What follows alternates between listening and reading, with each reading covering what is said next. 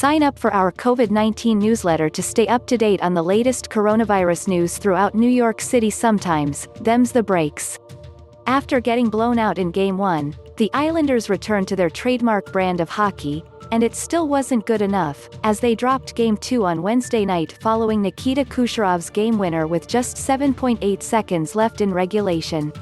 The Islanders now face a 2-0 series deficit in their first time trailing in a series all postseason, yet their rebuttal was a promising one, and the demeanor continued to remain mostly optimistic.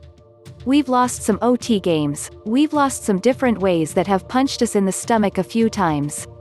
This one's a little bit of a shot to the gut," head coach Barry Trotz said.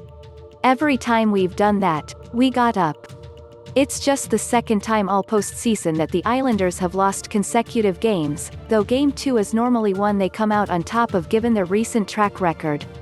They limited the dangerous Lightning offense to just 21 shots on the night, stymied their Grade A chances considerably compared to Game 1, won 56% of the faceoffs, and created 4 power play opportunities. But the Islanders couldn't take advantage of their chances to put Tampa Bay away after scoring the opener just 1:29 into the game through Matt Martin.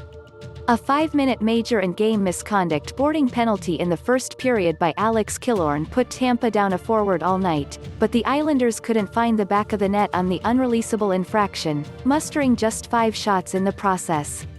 With the game tied at 1 midway through the third, they had a 5-on-3 opportunity as well, to which they didn't put nearly enough pressure on Andrei Vasilevskiy's net. Instead, they tried to make the extra pass instead, looking for the highlight reel play rather than the right one. "We're trying to get a little bit too fine. Sometimes you have to get a little greasy," Trotz said. "We were trying to pass it in the net. When we did get some pretty good looks, Vasilevskiy was pretty big." Friday now becomes a must-win scenario for the Islanders as to avoid an all-but-dooming 3-0 series deficit. Yet their effort in Game 2 looks to be providing the blueprint on how to pull this Eastern Conference final back. "We believe that we can win the series and we still do," Martin said. "It's a good effort, unfortunately we came up short. More often than not you're going to win. After a blowout loss, I just liked our response as a group. We came out and played the right way for 60 minutes. Now it's up to Trotz and his squad to find the last few tweaks to turn this thing around. The first game wasn't us, that was a team that was tired, and today we got our energy back and we'll be ready for next game," Trotz said. "This group has a lot of character, a lot of fight in them."